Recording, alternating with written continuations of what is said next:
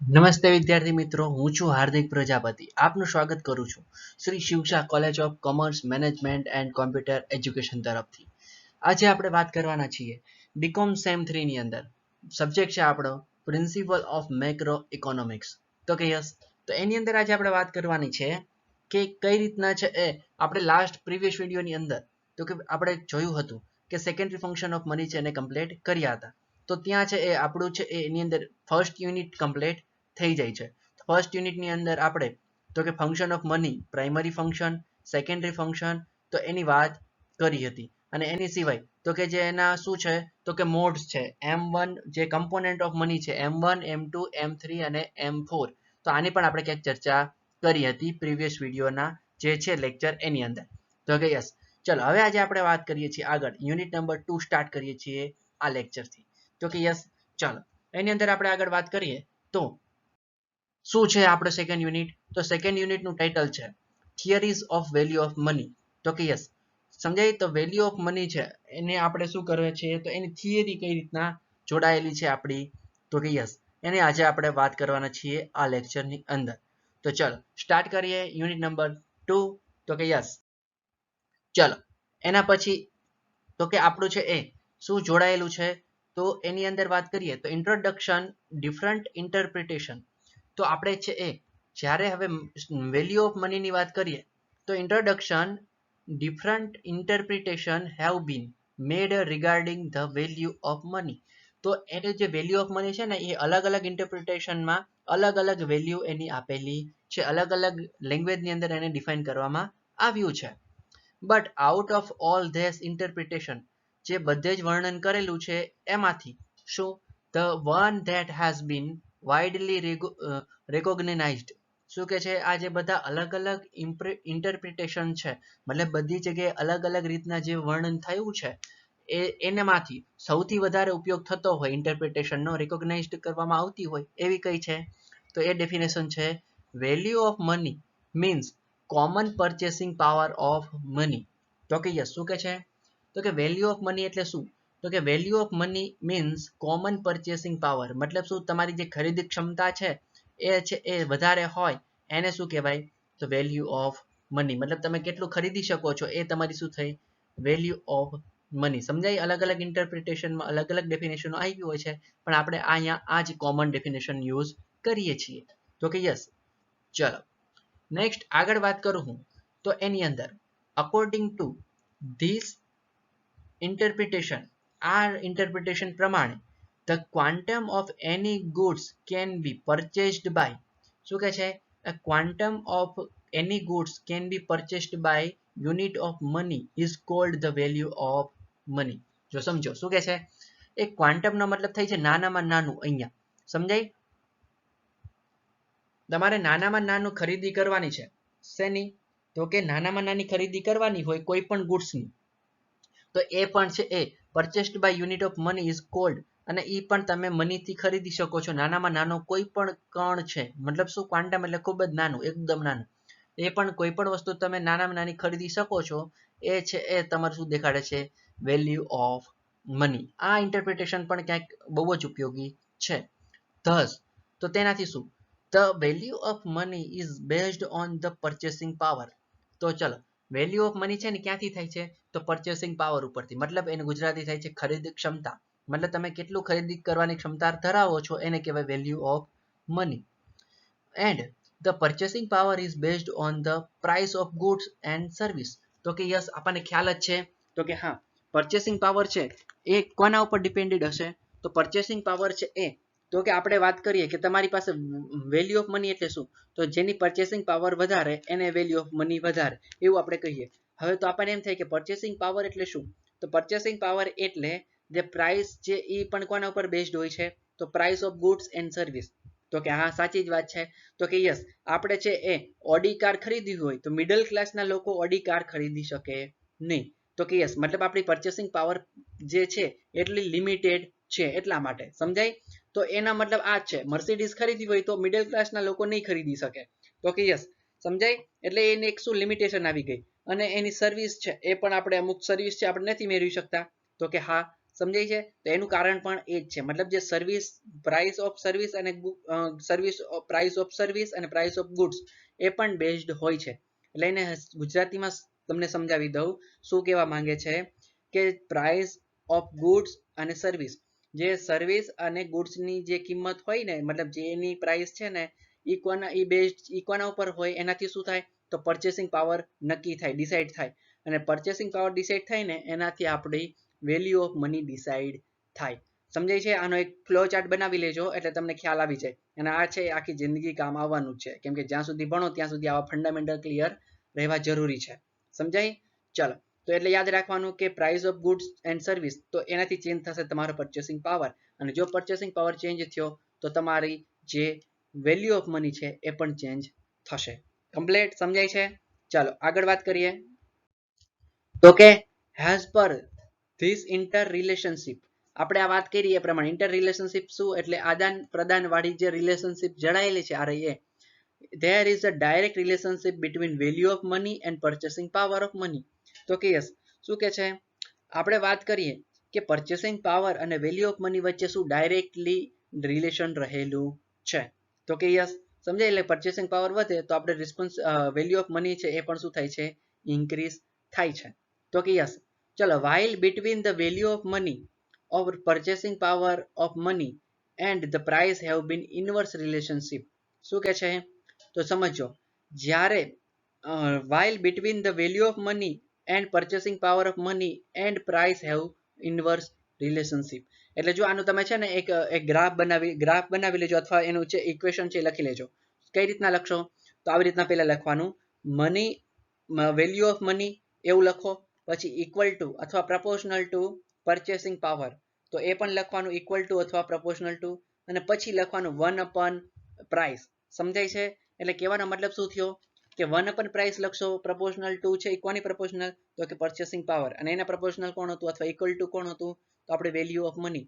મતલબ પ્રાઇસ વધશે, price increase થશે ત્યારે તમારે વેલ્યુ ઓફ મની છે એ કેવી થશે ડિક્રીઝ થશે, અથવા પરચેસિંગ પાવર છે એ ડિક્રીઝ થશે. તો આપણને ખબર જ છે તો કે હા, કઈ રીતના પ્રાઇસ વધે તો આપણે કોઈ ખરીદી કરતા નથી, ખબર જ છે બધાને.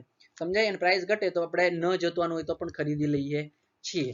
તો કે એ છે એ ફોર્મ્યુલા અહીંયા લાગુ પડે છે. એટલે આનું ઇક્વેશન છે 100% બધા સ્ટુડન્ટ બનાવશે. શું તો કે value of money proportional two purchasing power proportional two 1/, price. એટલે કે પ્રાઇસમાં ફેરફાર થાય તો પરચેસિંગ પાવરમાં ફેરફાર થશે. કઈ રીતના ઇન્વર્સલી, મતલબ એક વધે તો બીજું ઘટશે અને બીજું વધે તો સામેનું ઘટશે. સમજાય? એવી રીતના. તો કે યસ. ચાલો આગળ વાત કરીએ. The tool used for measuring the value of money is called the price index number. જો સમજો કે આપણે છે તો કે મેઝર ઓફ વેલ્યુ માટે જે તમે ટૂલ્સનો યુઝ કરો ને એને શું કહેવાય તો પ્રાઇસ ઇન્ડેક્સ નંબર કહેવાય, PIN કહેવાય. સમજાય? તો શું કહેવા માંગે છે, the value of money is called price index number. તો કે જે તમે ટૂલનો ઉપયોગ કરો ને વેલ્યુ ઓફ મનીને ફાઇન્ડ કરવા માટે એને કહેવાય price index of number. Complete? સમજાય છે? ચાલો આગળ વાત કરીએ. તો એની અંદર આપણે વાત કરીએ આગળ તો પ્રાઇસ ઇન્ડેક્સ નંબર એટલે શું. તો પ્રાઇસ ઇન્ડેક્સ નંબર આપણે આગળ વાત કરી ગઈ સ્લાઇડની અંદર જ. તો એ છે તો કે એક ટૂલ્સ છે જે તમારી વેલ્યુ ઓફ મનીને મેઝર કરે છે.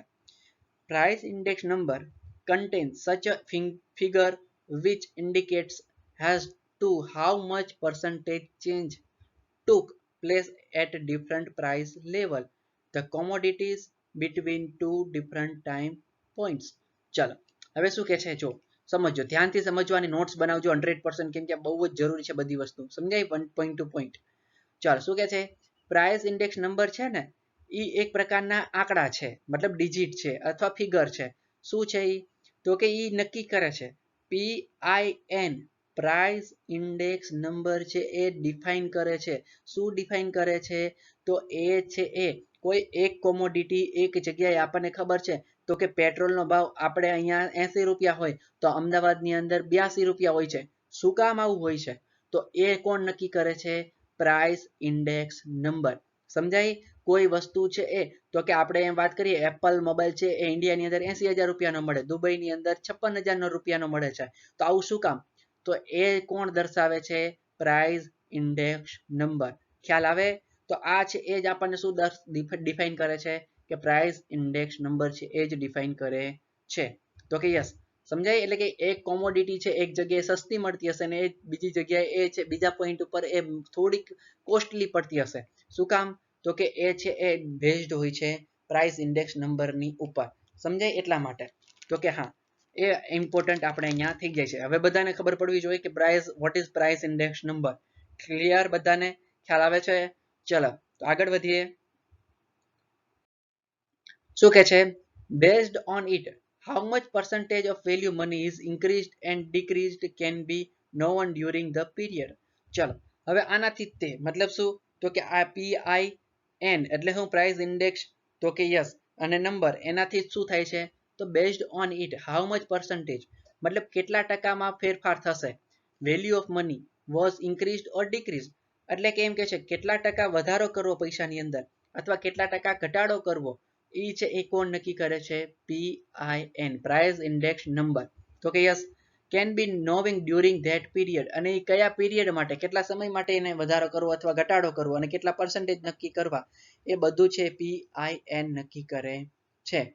If the price index number is reduce જો સમજો બહુ જ બેઝિક થી આના પણ એક ઇક્વેશન બનાવી લેજો એટલે મજા આવે તમને યાદ રાખવાની. તો બધું થિયરી યાદ રાખવી ન પડે. સમજાય? ચલો if the price index number is reduce જો PIN રિડ્યુસ થાય ઘટે that means there is decrease in general price level. શું થશે? તો તમારી જે જનરલ પ્રાઇસ છે ને એ પણ કેવી થશે? ડિક્રીઝ થશે. મતલબ PIN is equal to general price મતલબ PIN ઘટશે તો તમારી પ્રાઇસ છે નોર્મલી પ્રાઇસ એ પણ ઘટશે. કમ્પ્લીટ? ખ્યાલ આવે છે બધાને? તો આપણે વાત કરીએ PIN એટલે શું? તો કે પ્રાઇસ ઇન્ડેક્સ નંબર.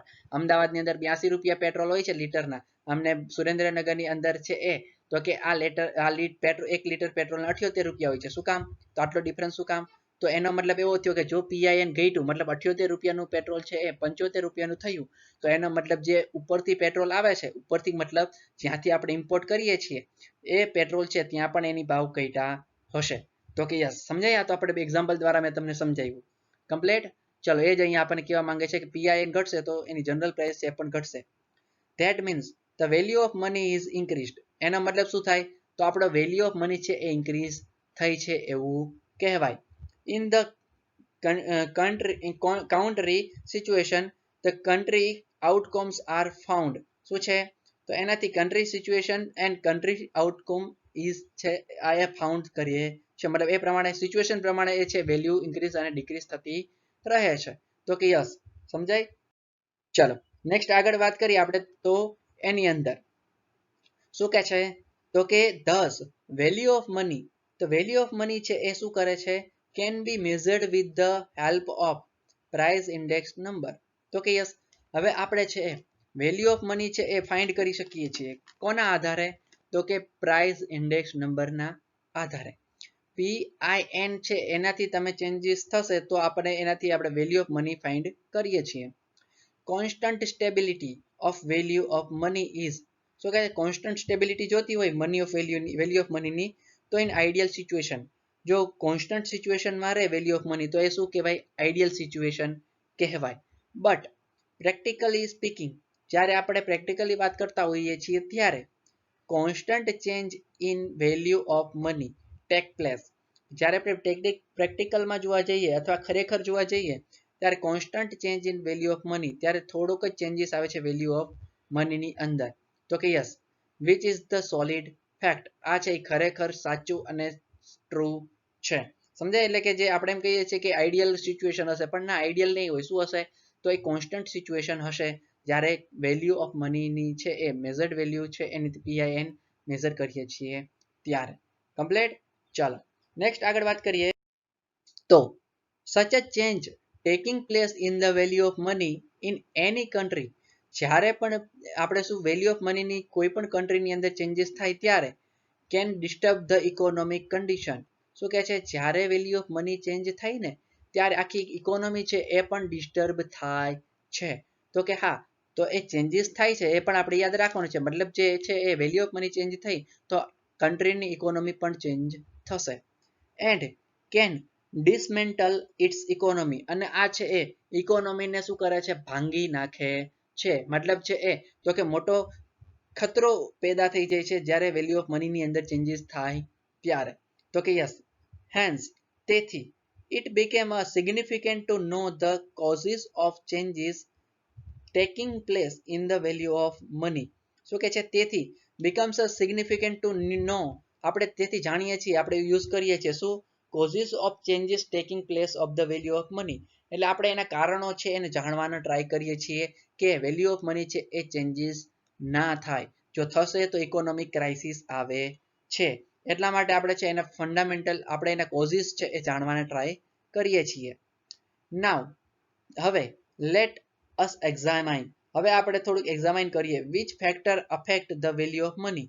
તો જે કયા ફેક્ટર છે એ વેલ્યુ ઓફ મનીને અફેક્ટ કરે છે. Means let us examine how the value of money is determined. તો ચલો આપણે એ અભ્યાસ કરવાનો છે હવે. શું, તો કે વેલ્યુ ઓફ મની છે એ કઈ રીતના ડિટરમાઇન્ડ કરી શકાય, મતલબ એની ગણતરી છે એ કઈ રીતના કરી શકાય છે. ચલો તો એની અંદર નેક્સ્ટ વાત કરીએ આપણે. તો શું કહેવા માંગે છે, ડિફરન્ટ ઇકોનોમિસ્ટ એટલે શું, અલગ અલગ ઇકોનોમિસ્ટ છે ને એ હેવ પ્રેઝન્ટેડ ડિફરન્ટ થિયરી. અલગ અલગ પ્રેઝન્ટ ઇકોનોમિસ્ટ હતા, અર્થશાસ્ત્રીઓએ પોતાની અલગ અલગ એક થિયરી આપી. એક્સપ્લેનિંગ હાઉ, અને વર્ણન કર્યું શું, how the value of money is determined. અલગ અલગ અર્થશાસ્ત્રીઓએ અલગ અલગ રીતના પોતપોતાની જાતે શું કર્યું, તો કે how to determine value of money. તો કે yes, as far as our syllabus is concerned, આપણા સિલેબસ છે એ કવર કરે છે. શોને કવર કરે છે, we have to understand main two theory. આપણા સિલેબસની અંદર મેઇન બે થિયરી આપી છે ને એનો અભ્યાસ કરવાનો છે, જે measurement of value of money છે એ. The first is the Fisher's quantitative theory. તો આપણે બે થિયરીનો અભ્યાસ કરવાનો છે. એક છે કઈ, તો કે Fisher's quantity theory of money, and the another one in cash balance theory of Cambridge economist. આપણે આ સિલેબસની અંદર તો Fisher's quantitative theory and one's cash balance theory of Cambridge economist, એનો બંનેનો અભ્યાસ કરવાનો છે. ફર્સ્ટ ઓફ ઓલ આપણે સૌ પ્રથમ જોવાનું છે, let us examine the quantity theory of money. તો આપણે સૌથી પહેલા ક્વોન્ટિટી થિયરી ઓફ મની વિશે જાણીશું. ચલો તો quantity theory of money, under the quantity theory of money more than one point of view revealing the value of money have been presented hence for the completely. શું કે છે કે એક કરતા ઘણી જગ્યાએ વધારે પોઈન્ટ ઉપર આનો અભ્યાસ કરવામાં આવે છે. મતલબ શું, એક કરતા ઘણી જગ્યાએ વધારે પોઈન્ટ ઉપરથી જ્યારે તમે અભ્યાસ કરો ને કોઈ પોઈન્ટનો, તેને શું કહેવાય, ક્વોન્ટિટી ઓફ થિયરી. સમજાય છે? ચાલો નેક્સ્ટ આગળ વાત કરીએ. તો આપણે છે અહીંયા આ લેક્ચર છે એ પૂરો થાય છે, પણ આપણે નેક્સ્ટ વિડીયોની અંદર તો કે આ છે એ પ્રોપરલી અહીંયા મેં એટલા માટે અહીંયા વિડીયો કમ્પ્લીટ કર્યો છે, એનું રીઝન છે કેમ કે નેક્સ્ટ વિડીયોની અંદર આખી થિયરી છે એ સ્ટાર્ટિંગ ટુ એન્ડિંગ સુધી એને સમજાવી શકાય પ્રોપરલી. સમજાય? એટલે કે ટાઈમનું કોઈ લિમિટ ના રહે અહીંયા, એટલા માટે આ વિડીયોની અંદર. સમજાય? તો આજે આપણે આ વિડીયોની અંદર આપણે વાત કરી તો કે PIN પ્રાઇસ ઇન્ડેક્સ, તો કે નંબરની. સમજાય છે? તો કે કઈ કોના ઉપર બેઝડ હોય છે, તો કે આપણે વાત કરી હતી કે પ્રાઇસ ઇન્ડેક્સ નંબર છે એ તો કે આપણે પર્ચેસિંગ પાવર ઉપર ડિપેન્ડ હોય છે. અને પર્ચેસિંગ પાવર કોના ઉપર ડિપેન્ડ હોય છે, તો એ છે એ આપણા વેલ્યુ ઓફ મની ઉપર ડિપેન્ડ હોય છે. અને વેલ્યુ ઓફ મની છે એ કોના ઉપર ડિપેન્ડેડ હોય છે, તો વેલ્યુ ઓફ મની છે એ તો કે આપણી જે ગુડ્સની પ્રાઇસ અને સર્વિસની પ્રાઇસ છે એના ઉપર બેઝડ હોય છે. સમજાય છે? તો આજનો લેક્ચર છે એ આની અંદર આપણે આટલું સમજ્યા, અને નેક્સ્ટ વિડીયોની અંદર આપણે બંને થિયરીનો અભ્યાસ કરીશું. કમ્પ્લીટ? ચલો તો આની 100% તમારે નોટ બનાવજો. નોટ્સ બનાવીને સારું રીતના રીડિંગ કરજો, તો જ તમને ખ્યાલ આવશે ને તો જ ફંડામેન્ટલ ક્લિયર થશે. સમજાય છે? એટલા માટે છે એ આપણે થોડા પોઈન્ટ લઈને એને હું બેઝિકથી સમજાવવાની ટ્રાય કરું છું, અને બને તેટલું તમને ઇઝીલી સમજાઈ જાય એની ટ્રાય હું કરું છું. સમજાય છે? ચાલો અહીંયા છે એ આપણો વિડીયો અહીંયા કમ્પ્લીટ થઈ છે. નેક્સ્ટ વિડીયોની અંદર આપણે વાત કરીશું આપણે થિયરી, બંને જે થિયરી છે વેલ્યુ ઓફ જે છે વેલ્યુ ઓફ મનીની જે થિયરી છે એ બંને થિયરીનો આપણે અભ્યાસ કરીશું. Thank you very much.